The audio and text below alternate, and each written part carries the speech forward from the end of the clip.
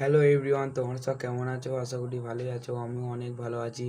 আজ বৈকালে ঘুমিয়ে গেছিলাম, এখনই ঘুম থেকে উঠলাম।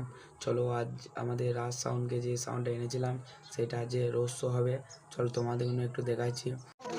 হ্যালো এভরিওয়ান, দেখতে পাচ্ছ ঘুম থেকে উঠে চলে এসেছি। এ দেখো সব এখন ফিটিং হয়ে গেছে।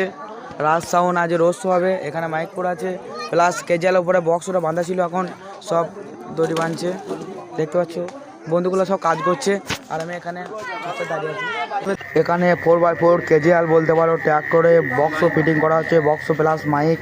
আর কিছুক্ষণের মধ্যেই 30 মাল ফিটিং হতে চলেছে। দেখাবো 30 মাল